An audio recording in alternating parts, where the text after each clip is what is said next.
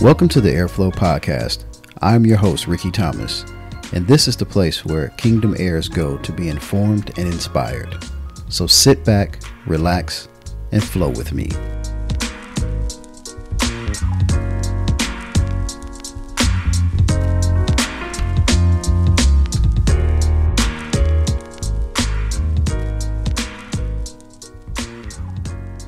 What's going on, everyone? Thank you for joining me yet again for another episode of the Airflow Podcast that's titled The Good Life. I'm your host, Rickey Thomas, and I'm excited about what I'm going to share today, and I really hope that this message or this episode for The Good Life is really going to put some things in perspective because for you guys, because I know it put a lot of things in perspective for me. And there's so many things that I can uncover here, but I wanted to really take the opportunity to share some things. These are almost like bullet point items. It's not really a numerical order, but I want you guys to listen to these different things that I'm going to share. And you almost want to take out a pen and paper or just make a mental note and a mental checklist of, do I experience any of these things that I'm going to mention about the good life? Because if you're experiencing these things, and you're experiencing majority of them, then your life is pretty good.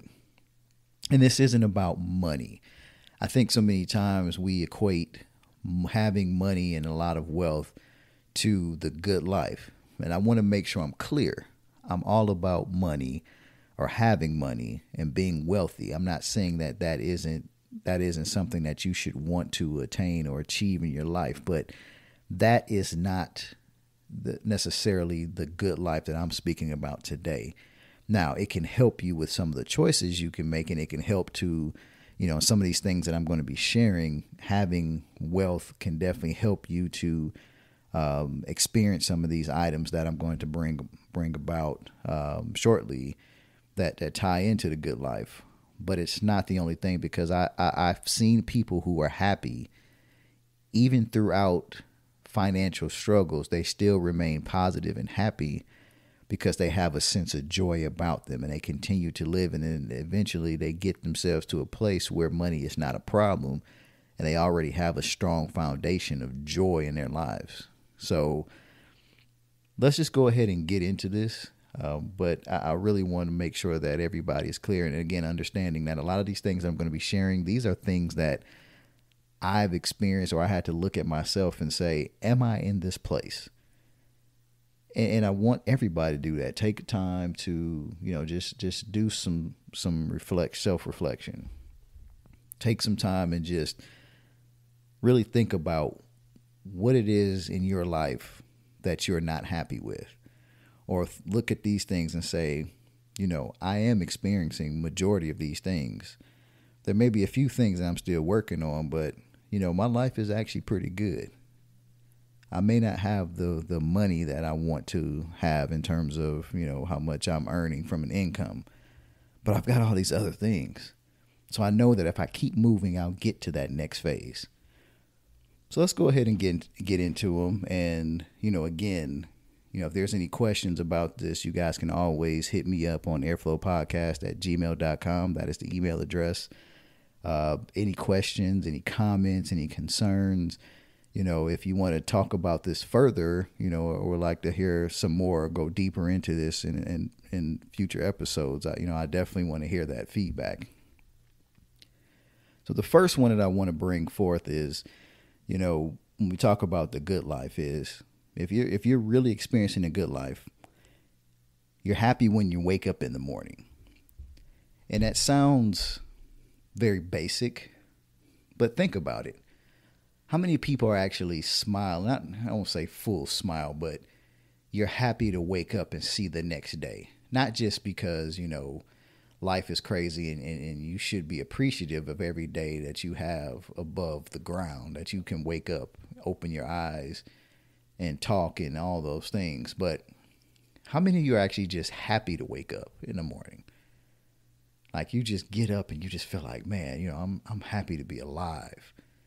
I'm happy to be at a place where, I can live and experience just different new things each day. You know, I say a prayer with my youngest son whenever I take him to school. And one of the things I always thank God for is another day of grace and mercy. And, you know, just knowing that I can continue, and also bring up, you know, the fact that I can, you know, continue to live towards the purpose that God created me for. Because every day it's a journey, it's a walk. And the fact that I can wake up means that there's still purpose for me to be here. I mean, I can just stay on that, because the fact that you guys are here listening to me talking is a beautiful thing. Not because you're listening to me, but the fact that you're alive to do so.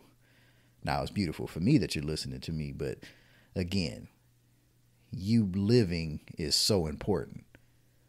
Getting up each day is the first step to be able to do anything. To achieve and accomplish anything, you got to first get up. You know, I know I had the episode previously, you know, get off the boat.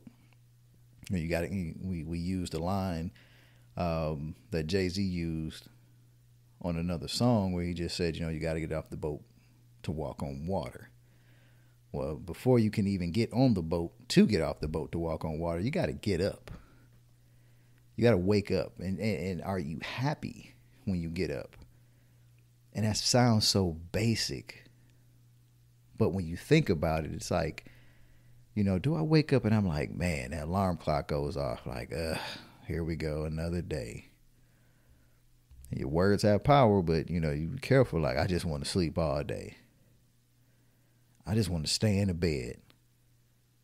You know, if that's your mentality, then you have to think to yourself, what can I do to be happy when I get up in the morning? So that's going to be the first one. You are happy when you wake up in the morning. The second thing that I want to talk about is you can look out of the window and you feel blessed. Now, that kind of goes with being happy when you wake up in the morning, but look up out of the window. Now, this can be so many things for so many people because of the basic thing. Some people don't even have a window to wake up and look out of. Are you waking up and looking out of an apartment? Are you waking up and looking out of a shelter window? Are you waking up to no windows? You are in a basement somewhere and you know, your views. Some people are just blessed to have a home. So when you look out of your window and you're, let's say you're a homeowner, you look out of the window of your home, and it may not be your dream home, but it is your home. The roof over your head that God has provided for you. Do you feel blessed? Or do you say, I can't wait till I move. I'm tired of this little house. I'm tired of this. I'm tired of that. I want to go to a bigger place. But do you just stop to say, God, you know, I'm just thankful that I can look out of this window. I can wake up out of my bedroom, my own bedroom, look out of the window in my house and see my backyard. Now, your backyard may not be as huge as you want it. It may not be the size land that you want, that you may have desired, but it's yours right now. Are you appreciative of that? You know, recently my wife and I, you know, just had a great experience. And it's all God. And when people ask me, oh, how did you do this? For people that know, you know, I'm like, it's nothing but God. So we went from a house that was probably almost 3,300 square feet to a house that's 5,000 square feet.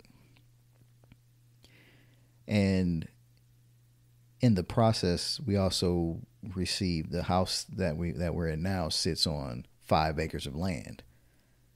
Previously, I was on 1/3 of an acre of land.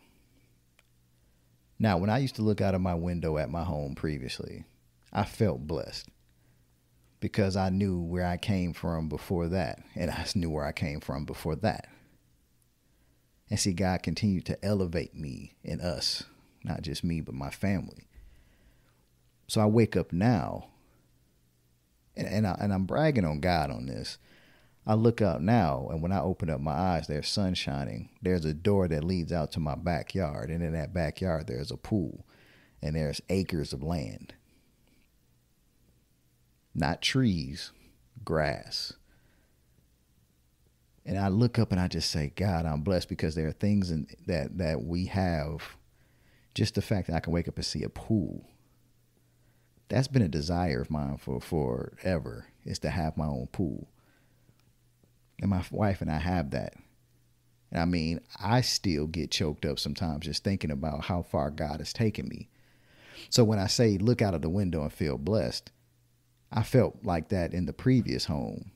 And God elevated us. And now I'm looking out of this window, the windows in this house, and I'm like, Jesus, like I feel blessed.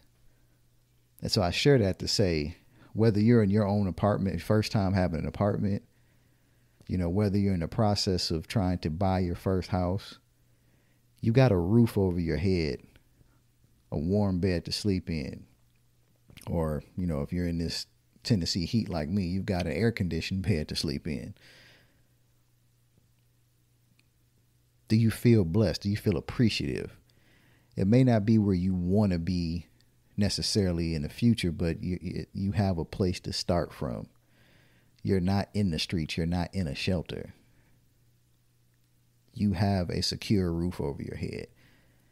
Do you feel blessed? Because if you do, then that is part of the good life. The next thing that I want to bring up is your body pain-free? If you can wake up and your body is pain-free, that's a blessing. That's the good life. People take that for granted. The fact that you can get up out the bed and you don't have to be assisted to get up. You don't have to, go through this long process just to get to your feet. You can get up, you can walk, and your body doesn't feel pain. And it's not just when you get up, but just in general. You're not dealing with chronic pains and this, that, or the other. Because if you are, then I pray that you go to get that looked at. And speak healing over your body. Because living pain-free or living with pain is not the good life. And some people just deal with it. And it's not just pain in your limbs and different parts. I'm talking about even in your mouth. People that have problems with the teeth, and they just deal with it. That's not living the good life. And it's, again, some of these things sound very simple, but they're not. They're not simple because they all add up. They can either add up in a good way or they can add up in a bad way. One of the other things that you can look at when you talk about living the good life, you've accomplished many of your major goals. Now, this is assuming that you've written down goals, which everybody should write down goals. But even if you have goals mentally, say you want to graduate from college, you want to, have a family, get married, have a family or whatever. You want to have a career in this field. You want to start a business. And not just start a business, but you want to run and be a business owner. Or you may want to be in this career with this particular company. And when you look back at them, you say, well, hey, I've accomplished a lot of the goals that I've set for myself in life. And if you can say that, again, if you set goals, because see, a lot of people, they just look at my goals. I want to be a millionaire. And that's a goal, but there has to be other goals along the way to get you there. You can't just say, oh, my goal is going to be a millionaire, but there's no plan to get there. You're not going to get there from working a 9 to 5 unless you're taking the income that you're making from that 9 to 5 and investing in other things that's going to make you money while you sleep. passive income. And you heard from, in our previous episode, you heard from Joe Rodney Harrison when he talked about, investing in the stock market, but not just investing there, having money in long-term, short-term, and sort of the middle-term markets, where you have 401k investments, you have long-term stock investments, you have real estate investments, your 401ks and things like that. Those are long-term things. And from a short term, you learn how to trade, stocks, but you learn how to do that. And other little things that can make you money while you sleep, or that you can manage passively. Those are goals that you have along the way to get you to that big goal of $1 million. But your big goal can't just be, I want $1 million. Because somebody gave you that, you'll lose it just as fast as you got it, that you received it, because you didn't have a plan of how to get there, and you probably don't have a plan of how you're going to take that money and use it to acquire more money, more wealth. But if you can say, hey, I graduated school, my kids have graduated or have gone on to have good grades, I've got, I paid off vehicles, or, a reduced debt. These are goals that you start to think about, along the way, and have them written down. Have you accomplished a lot of those? If you can say, hey, I've, looking at all the goals that I've had, I've hit most of them. There's a few that I haven't, but I've hit a lot of them. That's a good life.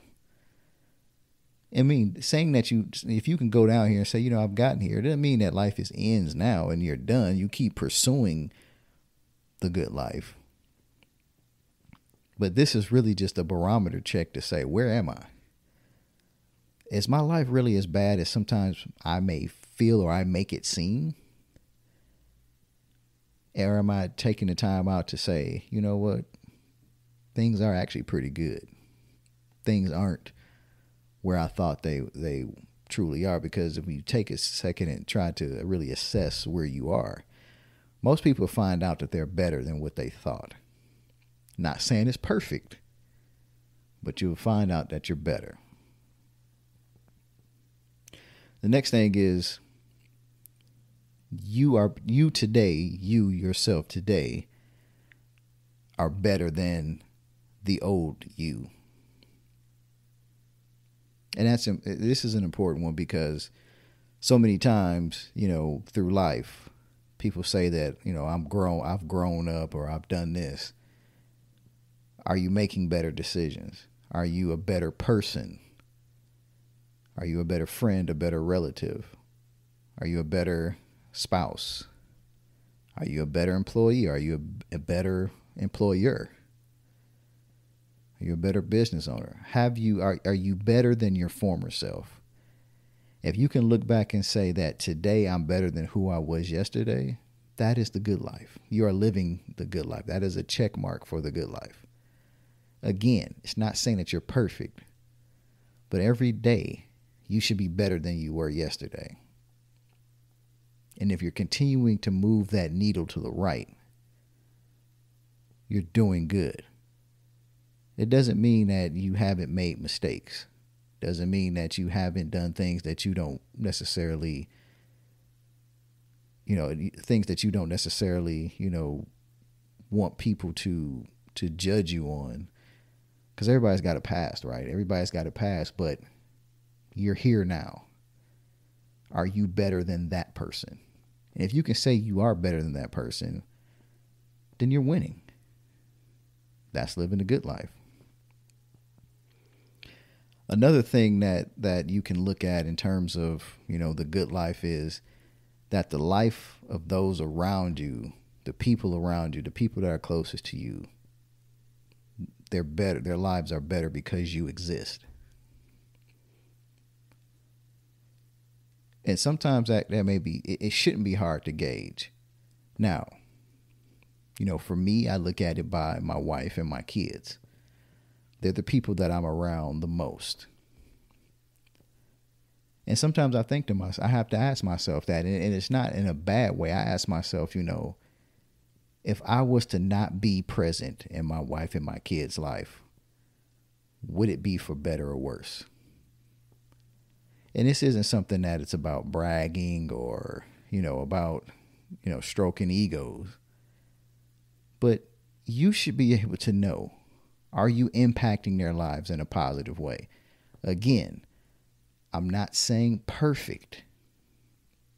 And I want to make that very clear. It's not talking about perfect, because we all are working to be better. But when you can look at yourself and say, I think my wife, and speaking for me, I think my wife and my 3 kids are a little bit better because I'm here. You're winning. You're living the good life. Because as a husband, as a father, for me, those are the people that I want to judge me. There are going to be people from your past that are going to judge you because based off of the person they knew then. And if they don't know you now, then they don't really have the full picture to see who you are. And so many times we get judged by that. Or we live based off those judgments. Based off of people saying things because they don't know the current you. But see, I know the people in this house. They know me and probably know me in a lot of ways better than I know myself. So I look at them and say, okay, if I wasn't here, and it's not just because of, again, it's not because I earn a certain amount of income to help them to help them afford what they can do. And that's the only reason why, because I'm a provider in this household. This goes beyond being a provider. Do I pour into their lives? Do I, spend time? Am I present in their lives? Those are things that I look at. Am I being a good husband? Do I have room to grow? Yes. And that's why I say every day I get up, I thank God, because each day I can be better than I was the next day. And do I slip? Yes. Do I not pass the test sometimes? Yes. But every day I get up, I'm thankful because I get to have a new day, a new test. So ask yourself, are the lives of those around you, the people that are around you, are they better because you're there? The next thing, you're living the good life when you don't feel limited to what you can accomplish in life. One of the biggest tricks of the enemy is making you believe that you're not worthy of achieving, anything. You're not worthy of success. You're not worthy of happiness or joy. Just that you're not worthy. That's one of the biggest tricks of the enemy. But when you can wake up each day and you can walk around and you don't feel limited, like I can accomplish anything I choose to accomplish, and you have that confidence no matter what it is. You can be a middle-aged person and decide, I want to go back to school and get that degree, but not feel any kind of limitation around it. People might say, oh, you too old, or why you want to do that? Why you want to go back to school? Or why are you continuing to get education? They're not paying teachers anything, or they're not paying this or that. But you don't worry about that. You're like, what? There's no limitation for me. If I want to go to school, go back to school, I'm going to do it. If I choose to go to school for the first time, because after high school, I just decided to work, I can do it. I don't feel limited in anything because I know that through God, all things are possible. I wake up and I say, you know what? If I truly desire a thing, I can get it, or I can accomplish that thing. I can be a doctor. I can be a nurse. I can be a dentist. I can be this. I can be a RN. I have people that I'm connected to, some family and friends that they're starting, either going back to a career or they're starting a new career late in life. but they're not worried about the limitations because they know that they can accomplish these things, and so they're just going out and do it. And it inspires me because it lets me know that if they can do it, I can do it. And it may not be the same thing, but it's just knowing that there's no limit to what I can truly accomplish. For people who say, "Oh, you'll never be a millionaire," I don't listen to that because I'm already a millionaire. I'm a millionaire. I'm a millionaire. I'm a billionaire, and I say that. And, you hear people say, "Well, like, are you a millionaire on paper, or are you a millionaire liquid, or this, that, or the other? Do you have $1 million in your bank account, or do you have $1 million worth of assets?" All those questions get asked. But you speak your truth because you know that you can accomplish that. You can accomplish those goals. Somebody tells you that you'll never find a spouse. Do you feel limited? No.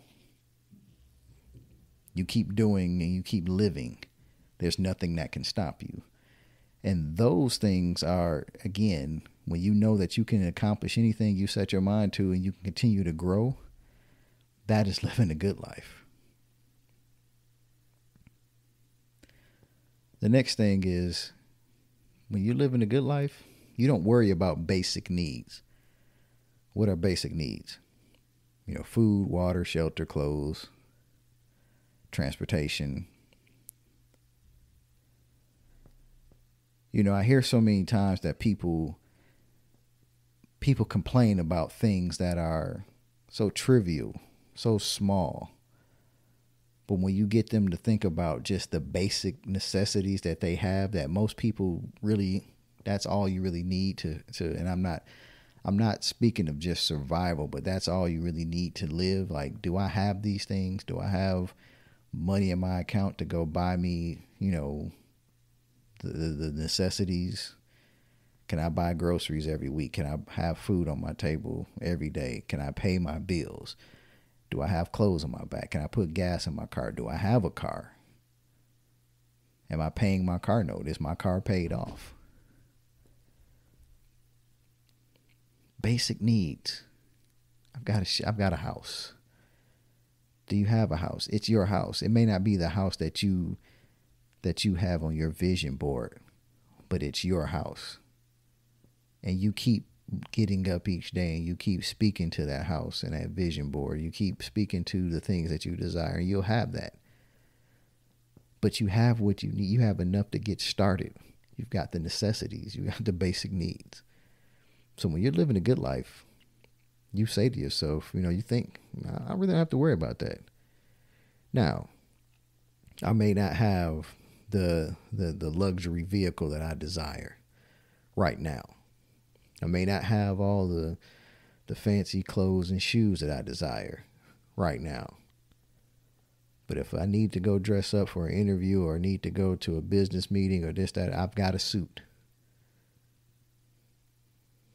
I've got something I can put on. I can make myself look presentable. I can adapt to many situations because of the things that I've acquired, the basic needs. Again, there's more, and there's always the want to live in, opulence and live in luxury. Most people have that desire to have luxury, and their desire to have luxury so much they become almost unappreciative of the basic necessities that they have over so many people. Basic needs. Do I have the ability to use my limbs? Can I walk? Can I talk? Can I see? Can I smell? Can I hear? Touch, feel? Those things are so, they get overlooked. But do you have the basic needs? And if you can say, yeah, I got the basic needs, your life is pretty good. And again, this is called good life. This is good life, meaning, I don't have to worry about these little things. Because if you have a good life, you can be wealthy in so many ways and still progressing towards being the millionaire, billionaire that you desire to be. What I'm trying to get people to see is that you've established a foundation of knowing kind of where you are, a foundation of joy and appreciation because you've seen God's hand take you from place to place in your life, taking you through challenging situations in your life. I mean, let's be honest. Most people can look at where they are today, and if you think back just 5 years from this point, there's probably some challenges that you didn't think you were going to be able to make it through, that you didn't see yourself getting through at that time because you're in the middle of it. You know, when you're in the middle of a storm, do you get off the boat? You know, do you stay in the boat? You're in the middle of it, so it's hard to see. It's hard to understand. It's hard to move, but you somehow made it through. Now look at where you are. It's a different process. You look back 5 years ago and like, man, that was a hard time, but I made it.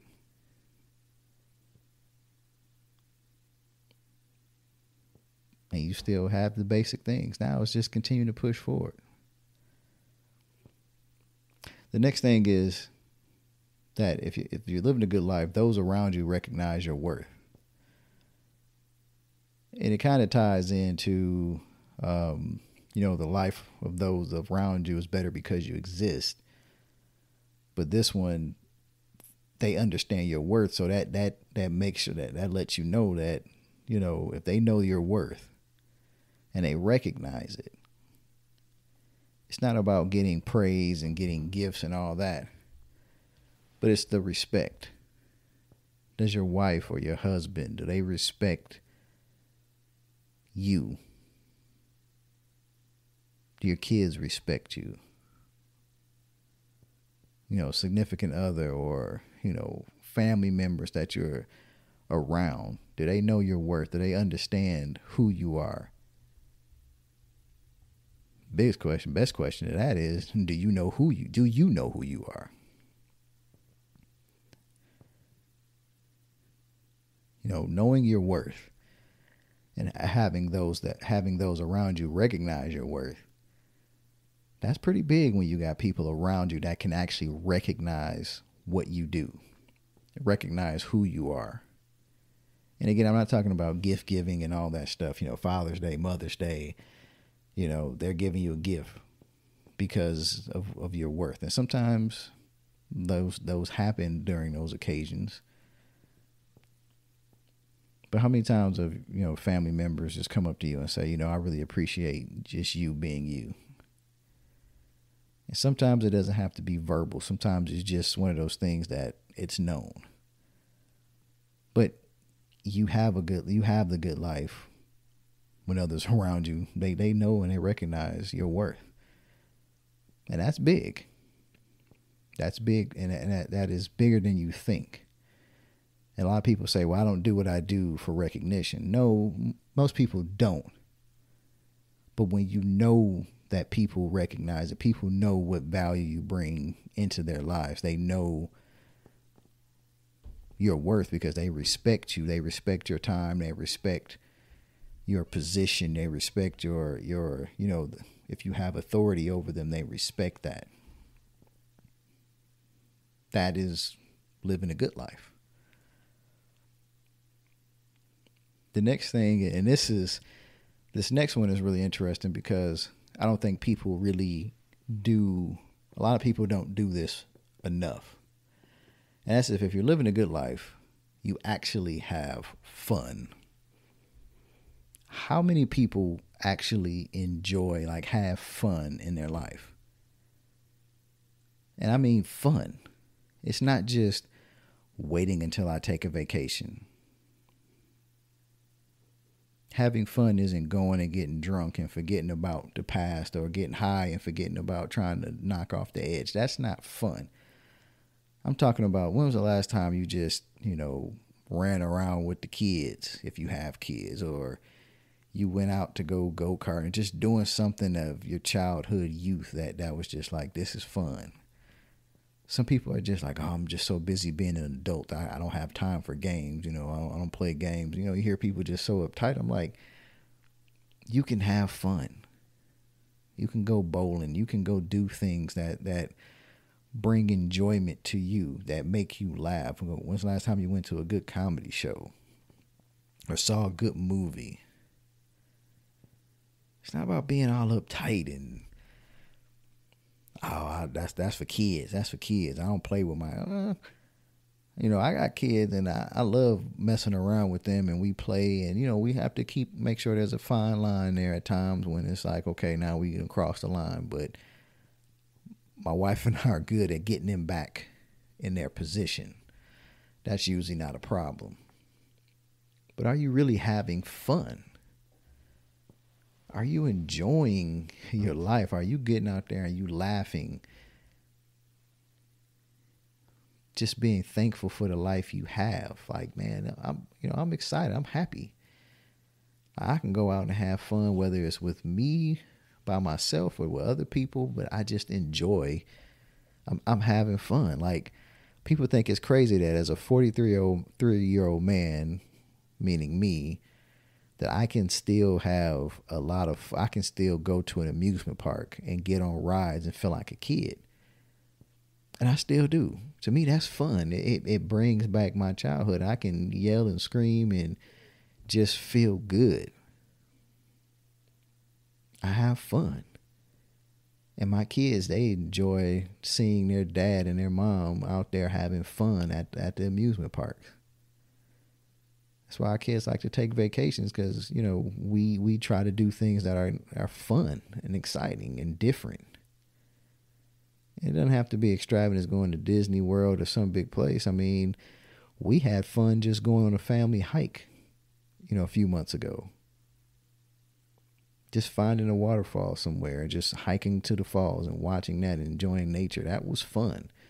It was different. It didn't cost us anything but the gas to get there. But are you enjoying? Are you having fun? That's part of the good life. Another thing that you can tell you're living a good life is, you should be able to look at your significant other and just feel blessed. And this is going to strike, and I know that there's debates about this. Like, do I, I'm with my wife. I love her. But do you feel blessed to have her? Or is it just like, it's cool for her to be there. She's a good teammate. We do decent things together, but I don't feel blessed. Like, no, I look at my wife and I feel blessed. Not only because of the woman that she is, but she's beautiful. She's got brains. I mean, she's meant so much to me. And it's not because she had to fix me or do something like that. It's just because I know I'm blessed because I have a good thing. She is a great woman. And I am more than blessed to have someone like her in my life who balances me out.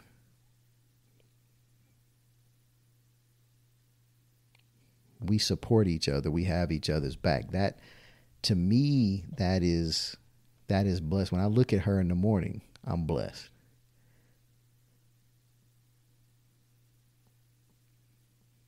I don't care. I tell her, like, look, I'm a blessed man.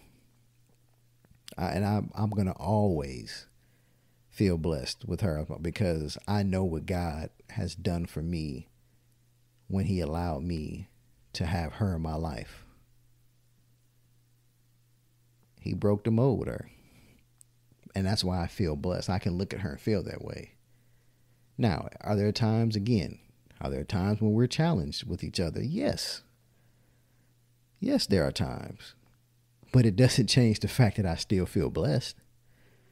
Doesn't change that at all. I can be a headache to deal with. She got her quirks. But we all do. But at the end of the day, I'm still blessed to have her. So can you look at your significant other and say, I'm blessed? If you can, hey, that's another check mark for the good life. So another thing is you are eager to learn new things. When you're living a good life, you always want to learn. You always want to get better. You always want to improve. You don't want to stay stagnant, because when you're stagnant, that's not the good life. People that say, "Oh, I want to have so much money where I can just sit around and eat all the food I want and sleep around, but lay around in the bed all day, and that's the good life." No, that's not the good life. That's going to lead you to an early death. Are you getting out learning? It doesn't have to be going to school. Are you learning new things?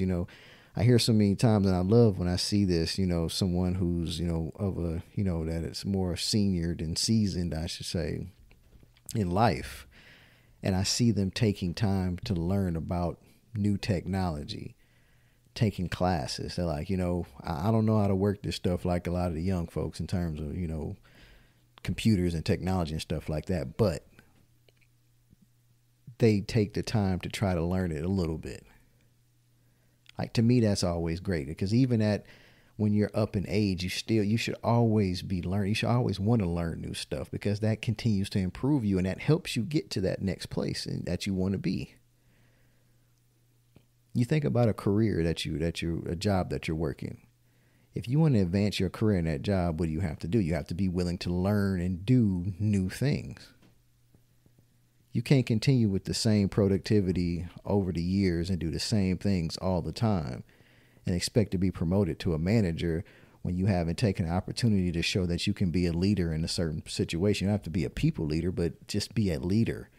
Can you lead a certain task, or be a leader over certain responsibilities, or be accountable for this section of the work that you're doing, and be able to manage that and show that you have skill sets more than just the skill sets that you've been showing on your job. You can be the best worker. And I've seen it happen so many times where people are just hard workers. They work hard. They may not be the most efficient, but then they want to be catapulted into a role that is reserved for somebody else who's showing the initiative to go above and beyond. As the old adage goes, you talk about how you dress, and you dress for the job that you desire, not for the job that you have. Well, it's the same thing. If I want to show somebody that I want to be a leader in the company, and I'm just an individual contributor, then what should I do? Have I taken any leadership courses outside of work? Have I taken on certain tasks to show that I'm a better person, that I can handle that kind of stuff? If you haven't shown me anything, it's hard for somebody to promote you to a position and you haven't shown leadership. I'll just take leadership, because for me, that was one of the things that, in my career, earlier on in my career, before I got into management, when I became a lead, I showed them before I even got the role that I could be a leader. So that transition, the interview, I knew what to do and what to say, because I had that experience. See, it wasn't an entitlement thing like, oh, I've been here for so long, so I'm just entitled to get this position. No, I had to work my way. Sometimes it was putting in extra hours. Sometimes it was working hard or dealing with a difficult situation. But I showed a certain demeanor in that situation, and I was able to lead others. And so when it became time for supervisor and management positions, I was usually always, if I desired for that position, I was always, looked at for it, because I was doing the job already. But I was willing to learn new things. And that's from work perspective. I mean, I mentioned, technology, I mentioned careers. It can be something as simple as, I want to learn some new dance moves. I want to learn how to, do hair. I want to be a barber. I want to pick up a new trade. Just something to do on the side. And you never know, because learning new things can help you to earn more income. And earning more income can help contribute to your overall state of having the good life. But again, that is right. You got to be willing to learn. If you're not willing to learn and grow, and sometimes being part of learning new things is getting out of your comfort zone. If you're not willing to do that, you're not going to learn and grow. And you're going to be you're going to stagger your growth. And that stops you or that can hurt you from experiencing the good life that you're meant to experience. One of the next things is you can focus on your passions. Now, this is something that hit home with me. Because one, you gotta know what you're passionate about. What things do you like doing? You can't focus on your passion if you don't even know what you're doing.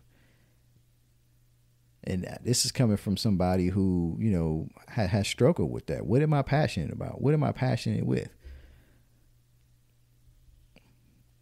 What do I really like to do? I feel like I'm decent at different things. What is it that I really want to do? Like if I could just do this for the rest of my life and money wasn't an issue, what is that thing? And I've been asked that. My wife has asked me that. And at times I give an answer, because I'm very passionate about my family. I love being around my family. But, my wife asks me all the time, like, well, what is it that you're passionate about doing? I mean, you like helping people. You like doing this. You like doing that.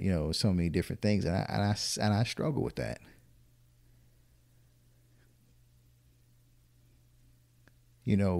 For me, is to make sure, it's not a passion, but one of the things I want to make sure is that my family is well taken care of. And I do that through prayer. I do that through just working hard and, just other things. What am I passionate about? And imagine, somebody says, well, what happens if when money becomes not an object anymore, you got all the money that you need, what would you do with yourself? You can't sit around playing 2K all day or Fortnite or whatever game. You can't sit around just watching, some streaming service and binge watching shows and stuff. You can't do that. You gotta keep moving. So the next question would be, well, what is your purpose? Do you know what your purpose is? Because everybody's purpose is different, and your purpose is tied into your passion.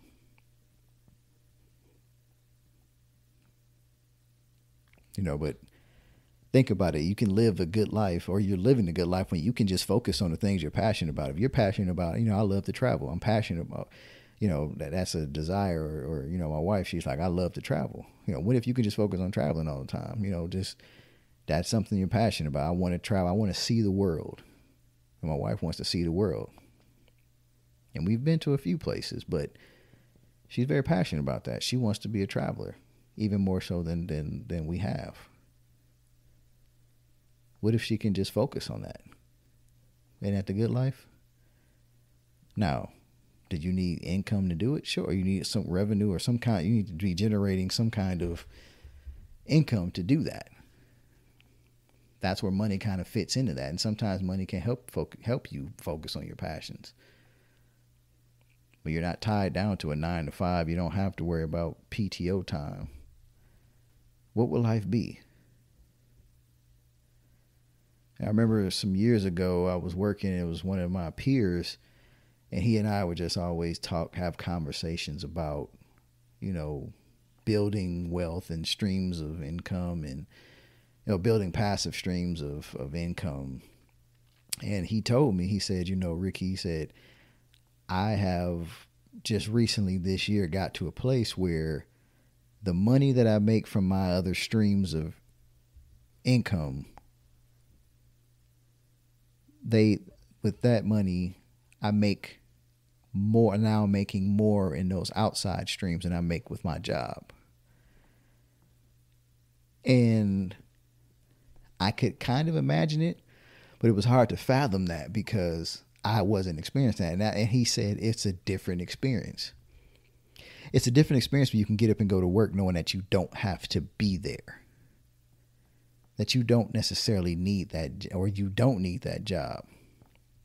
And so my wife and I, he and I talked about that a lot, and it just really got me thinking. And recently my wife and I were having a conversation, and she said, so when you get to the place where you don't have to work, are you going to continue to work for a little while, or are you just going to put in your 2 weeks or whatever? And I told her, I said, I'm just going to put my 2 weeks in. I said, because if when God calls me to the next place, from my preparation and all the stuff that I'm doing, when God calls me to the next place, I'm not going to sit around a place that I don't desire to be at, because it's not worth it. And that's almost like telling God, like, okay, God, I know I asked you for this and you gave it to me, but I'm just going to sit in this a little longer. Like, no, I'm going to make the move. So if it's just those 2 weeks that I sit there, it's just those 2 weeks. I'm not going to sit there trying to stack a little extra money. If God's saying, look, I moved you to this place because this is the place you need to be, that's going to give you the peace of mind and everything that you desired with the money, why would I sit there? But it was just understanding, like, man, like, I can focus on, I don't have to worry about doing this job for other people. Now, if you're passionate about the career you're doing, you're in a field that you just love to do, then continue to do that. See, some people find careers and it's in their passion and they love what they do. I love when I hear that there's a registered nurse that just loves what they do. They don't want to be a doctor. They love caring for people in the way that RNs care for people. When I see people who are police officers, they truly care. They're there's I'm not going to share the narrative, put a narrative out there that all police officers are bad. There are police officers that are great and they love their job and they really wanted to. They came into that role to make a difference. Teachers came into that role to make a difference. It's a shame that they pay teachers what they pay them, and there's really passionate teachers out there that do it because they love educating. And they got one of the most important jobs, but they're always kind of low on a totem pole about getting paid, getting salary bump ups. Getting these salary bumps for teachers, or just schools pumping money into school systems. But they love to do it. They get up every day because they know the challenges they have to face. But they do it because they love it. Could they have gone into a different field? Yeah, they could have gone into a more lucrative field and made probably twice as much as they make now. But they love what they're doing. There's a passion there. What if you can just focus on your passion? That's the good life. One of the things that this next thing is, something that, a lot of people have to get back to, and that is you can assist others in life. You hear one say, each one teach one, or, paying it forward, or whatever the case may be, or, remembering those that helped you and, helping the next person. We're all supposed to be intertwined and be able to, whether it's coming from a community or family or just, different people, we're supposed to be able to assist each other. I may not have all the skill. I may have skill sets that you don't have. You got skill sets I don't have. But if we work together, imagine what we could do. To be able to help each other. Sometimes when people can't help themselves, can you help them? And it's not always just money. This person could just need a ride. Hey, I don't have a car. My car broke down. But if I can get, commitment from somebody, just take me to work for the next couple of weeks, I will have this extra money in my check to be able to, get my car fixed, or go ahead and put a down payment and get a car. Sometimes it's just that little stuff. It's just something small. But we'll forget that because if you get caught up in yourself and it's like, man, that means I got to sacrifice some sleep, getting up, late or early to take you here, or burning gas. But imagine what that little assist can do, what that little push can do for somebody. Think about all the times, and I think about times in my life, like people sacrificed things for me to get to where I got. I didn't get here by myself. God put people in my life to help me. So I can't sit here and say, well, all of these things that have happened to me, all the blessings that happen, it's because I just happened to be at the right place. No, God put people in my life. Obviously he was orchestrating it, but he put people in my life that had to sacrifice, including my parents, grandparents, aunts and uncles and cousins. I've had so many people that have assisted me through my life.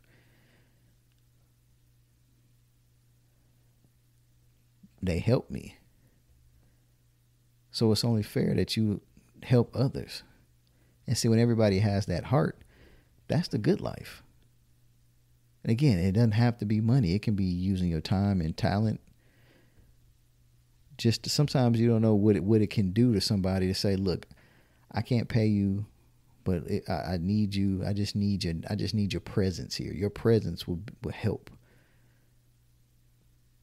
Just to be a part, that can be an assist.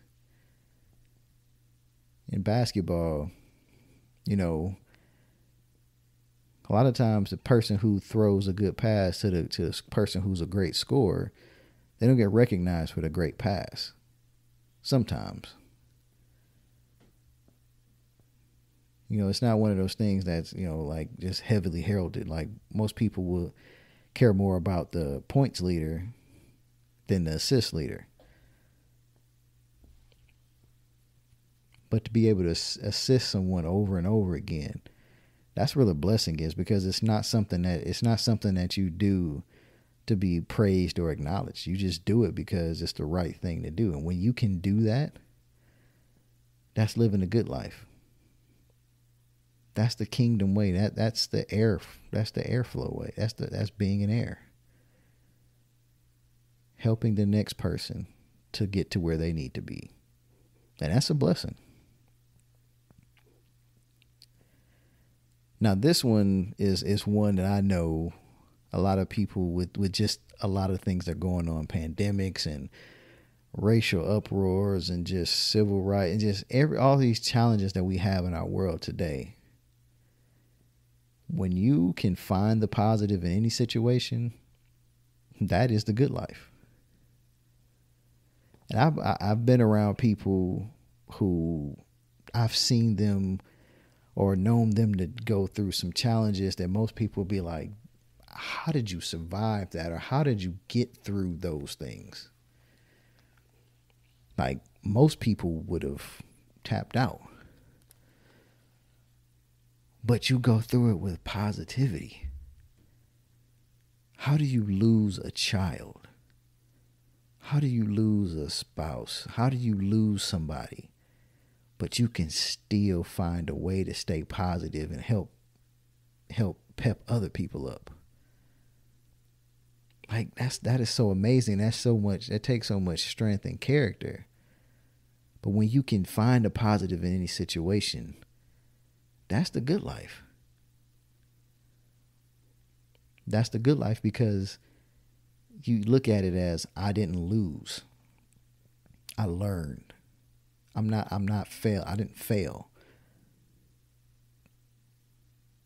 I didn't make the mistake that the thing that I messed up. It taught me something. It's a lesson learned. It's not a loss. When you can start being positive about everything, it's raining outside. You know what? That's good for my grass. My grass needs it.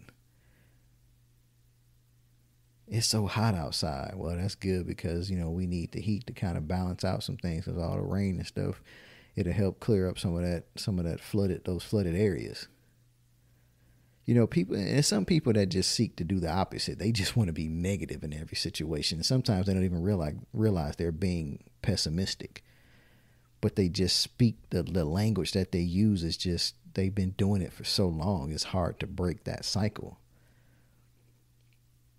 And it takes just as much effort to find the positive in the situation that it does to find a negative in the situation. But a lot of people just, because it's easy to start, but when you're used to just spouting out negativity, it's easy to just keep doing it. To the point where some people, when you try to combat them with something positive, like, yeah, it ain't that bad. Think about it. And they're like, man, whatever, it's this, and this. And they rambled off like 5 other references to make the situation seem more negative than what it really is. That's a mindset. Some people just have that mindset. They look for the bad instead of looking for the good. When you live in a good life, you look for the good things. You say, you know what? That's not that bad. Or, you're looking for the positive part of it. You're not worried about it. Yeah, there's always consequences to everything. But you know what? On the bright side, hey, I took this job knowing that it probably is going to be a challenge. But the bright side about it is, once I learn how to do it and do it well, because I'm going to learn how to do it and do it well, it's going to position me for so many more things. So I'm thinking about the positive. Change, if you look at any change, if you're the type of person who's pessimistic and you look at change, you're going to always see change as something that's going to negatively impact you. And most of the time when people go through changes, they immediately go to the negative, and then they start realizing, like, you know what? This really wasn't what I thought it was. It wasn't as bad.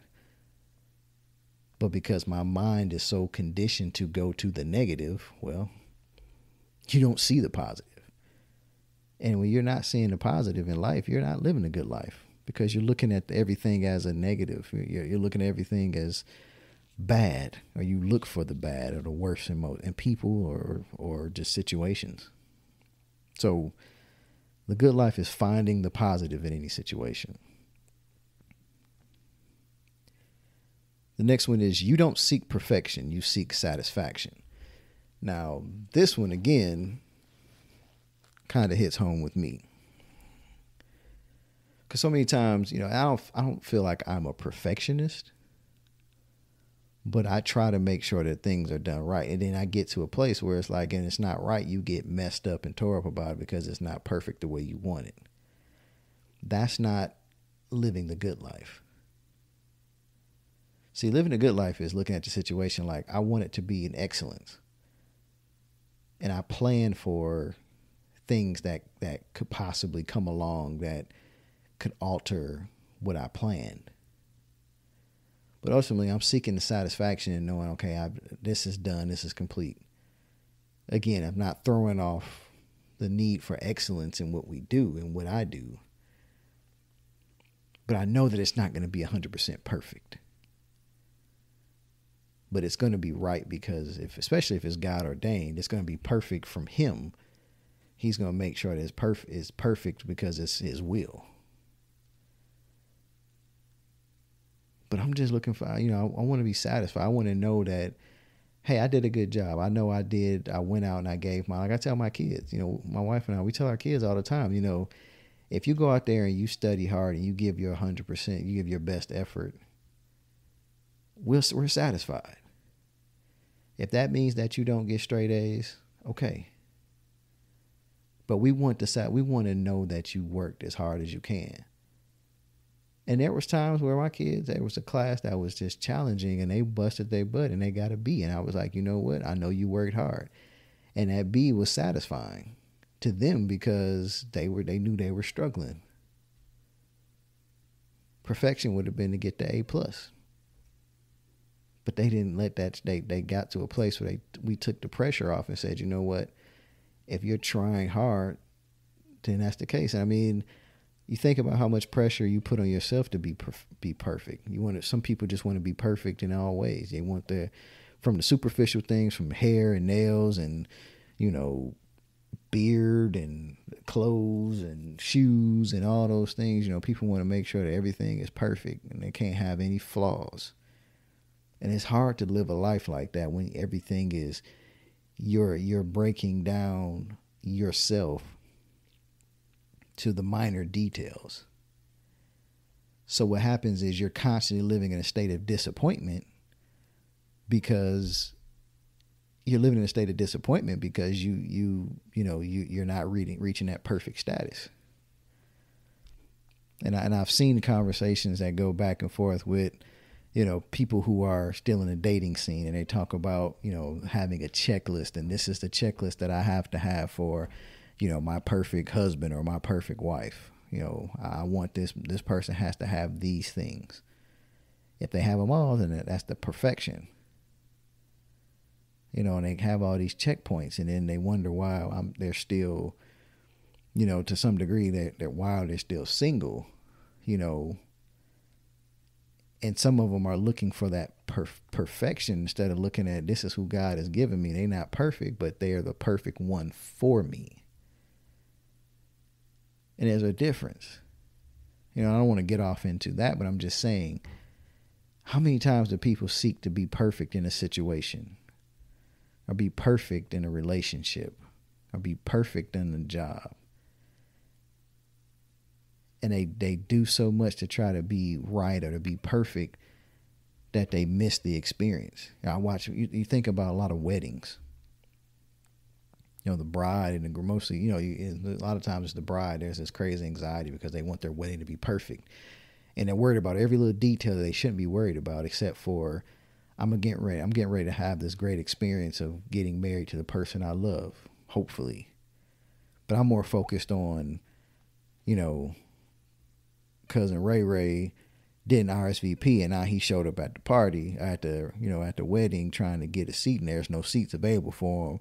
Now it's going to cause this stress. Like, you know what? Well, that ain't for me to worry about. Perfection is having, you're trying to make things and accommodate for everybody.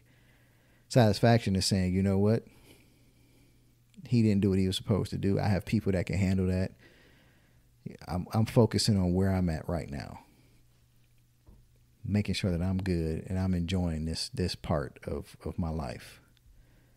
That's seeking satisfaction. Perfection is something that you aim for. It's like when people say, you aim for the stars. What is it? You aim for the, you aim at the moon, but you wind up shooting stars or something like that. And I'm probably messing it up, but your target is still high. You set your target high. You're gonna hit something high. You may not hit the moon, but you may catch some stars, and that's okay, because that's still beyond where you are today. You're not living trying to make sure everything is perfect. You hear people say things like the devil's in the details.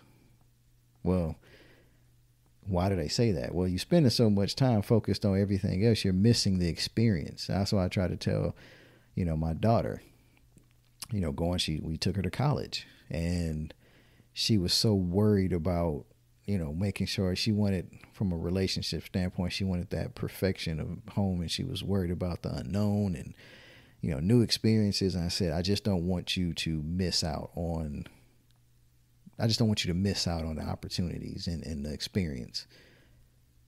It's not going to be perfect, but enjoy it. Seek that satisfaction of knowing that you're here and you're about to embark on a new thing and work hard. It's important. We're coming down to the last couple. And this next one's really basic, but laughter. Laughter. When was the last time you got out one of those laughs that, just tears is rolling down your eyes? There are therapeutic things that happen when you laugh.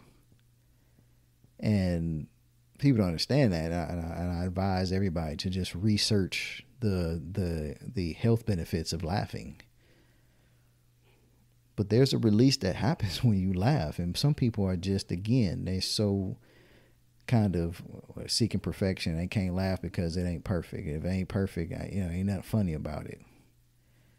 Sometimes laughing at yourself.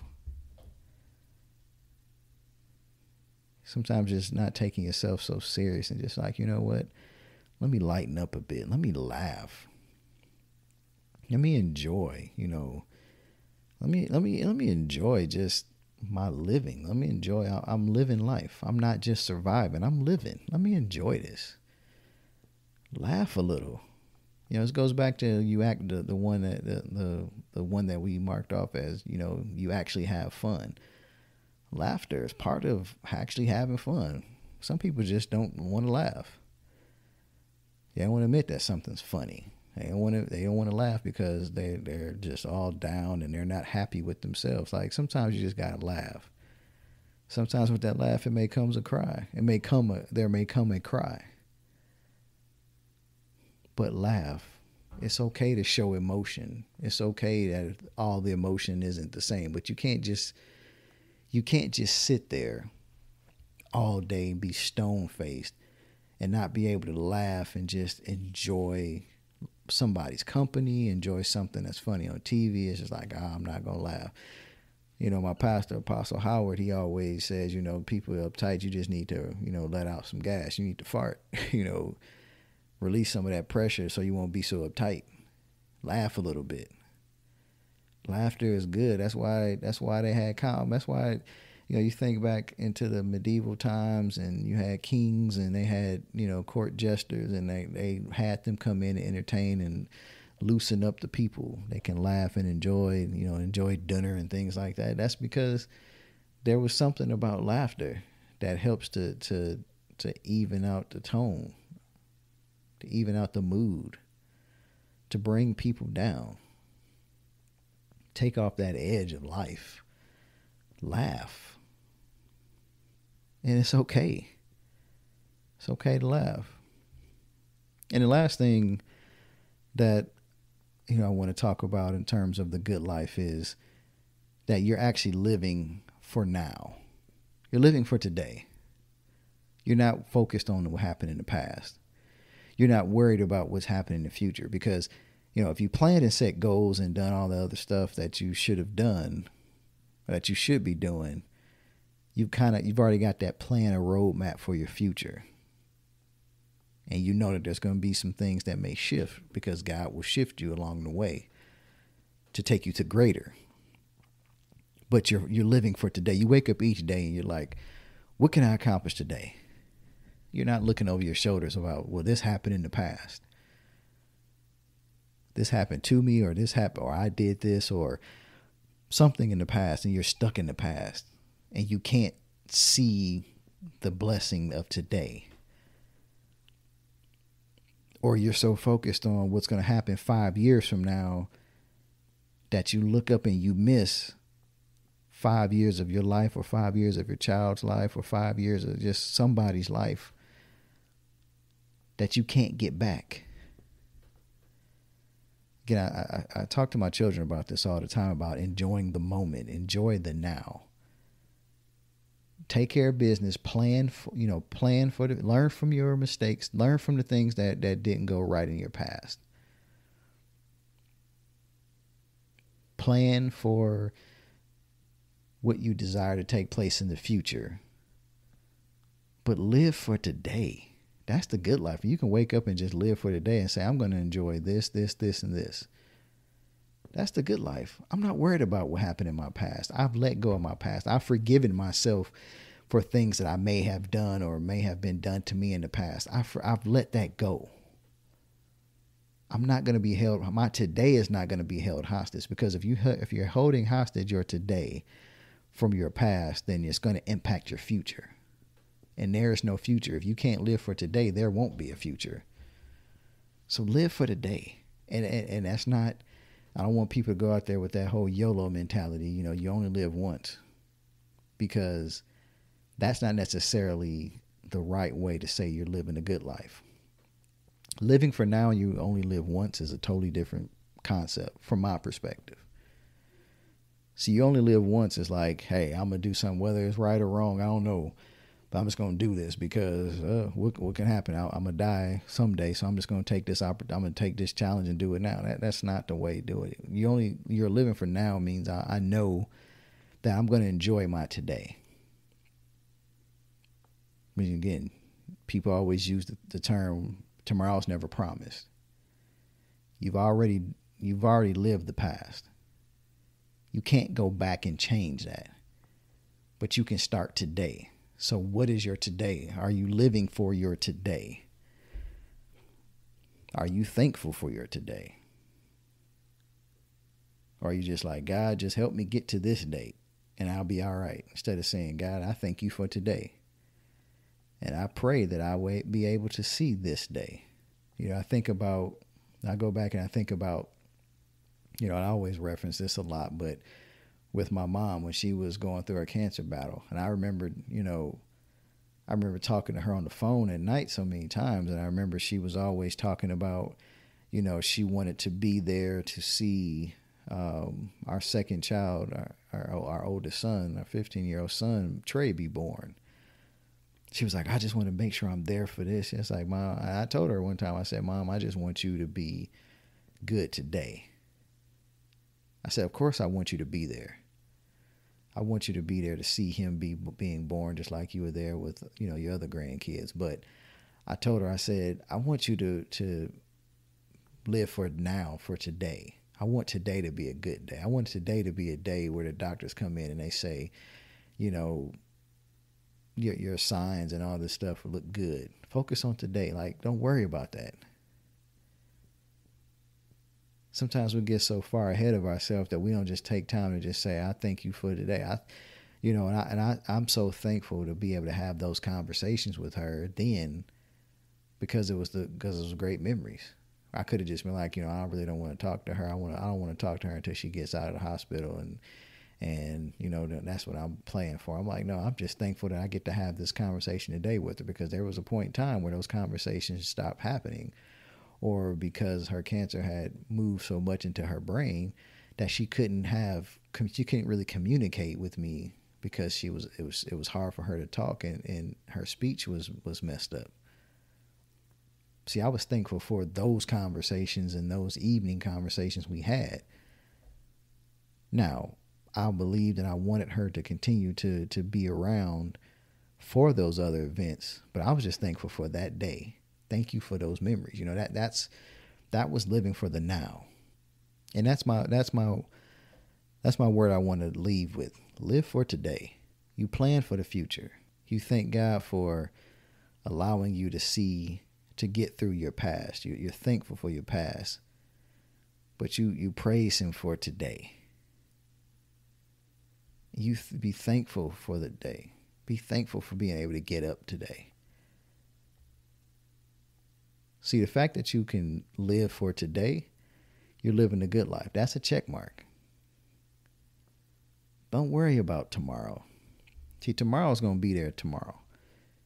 Be thankful, like, God, I pray, that I wake up today. I wake up, I thank you that I woke up today, and I pray that tomorrow I can get back and do the same thing. That's why you see the prayer that you used to say as a kid, now I lay me down to sleep. I pray the Lord my soul to keep.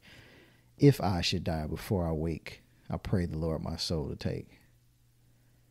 That was always the prayer that was said, just, before I go to bed, like, because again, the mindset was tomorrow, or the adage is tomorrow was never promised.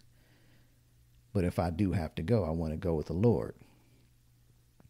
But the Lord is also saying, I gave you this day.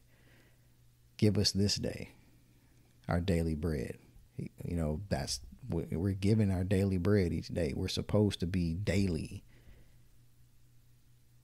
It's not, we're supposed to continuously each day move forward. Live for the day. Plan for your future. Learn from your past. Live for today. So I thank everybody for taking time to listen. I really pray that this podcast, the information that was shared on this episode of the Airflow podcast, was beneficial. Again, these are things that I think about, and I want to make sure that my listeners are really looking at. Because, you're going to hear me talk about money. And I want to make sure that, at different times, I have people talking about money. I have people, always mentioning wealth and, living lavishly. And I'm 100% in agreement that I want all of us to live that way. But it doesn't mean that you're going to be happy, have joy, and be good and live the good life. You have access to things that people link to having the good life. But it doesn't mean that you are living the good life. So my prayer is that, again, everybody is able to take some time and really reflect on these things and go back. And that's the beauty about a podcast. You can go back, you can listen to these things over and over again and, really see what resonates with you. Make you a checklist. And there's other things that you can add to it. And ask yourself, am I checking off majority of these? I've only checked off a few of these. And then don't get down. This is not for you to get down and say, my life sucks because I didn't check off most of these. No, this is to say, okay, God, I see where I am now. Now I'm going to make a plan and I can make sure that I'm doing all of these things that are on this list and others. And that I'm living a good life. I'm happy. I have joy. Through it all, I have joy because I know that each day I get up, I should be happy and excited, and I have a new day of grace and mercy. I have a new day to walk in the promises that were given to me. That is what it's about. So again, I thank you all for joining me for this episode. As always, you can reach me at airflowpodcast@gmail.com for my email address. That's airflowpodcast@gmail.com. The website is airflowpodcast.com. That's HEIRFLOWPODCAST.com. Airflowpodcast.com. And that's where you can find all the episodes that are available. You can download that. And I just ask you to please download it, share it with people. The more you listen to it, again, that helps to build me up, and if you have a certain podcast platform, please, subscribe, download from that platform. Those are more, that helps build up my statistics. I want to continue to grow this community. And I believe that, there are people that need to hear some of these things that I'm sharing. And I want to grow this community to be bigger than what it is. But I'm appreciative, very appreciative for those that have listened. We've had a lot of success on some of these podcasts, or a lot of the podcasts. They've been successful. And I've gotten good feedback from those. I've got some that regularly listen, but I really want to continue to grow this thing. So I appreciate any feedback, any support, any knowledge that people can share. I'm always listening. But I come from a place of in a good heart. I come from a place of love, and me wanting to do this is a very organic, real feeling. I love to help people. I love to share some of the things that I deal with and some of the things that I experience to help others, because I know that it's something that a lot of people can relate to. So my prayer is that it does help people get through their day. I hope that we are all living the good life when it's all said and done. No matter whatever challenge is thrown our way, that we continue to focus on these items and others to make sure that we are living the good life, and we're not focused on yesterday. We remember yesterday, we think about tomorrow, but we live and we do for today. So again, I'm Rickey Thomas. I thank you for joining me for this episode of the Airflow Podcast. And I look forward to talking to you all again next week. So until next time, remember, as a kingdom heir, you were created to flow in all that God has planned and purposed for your life. Seek Him daily and continue to flow.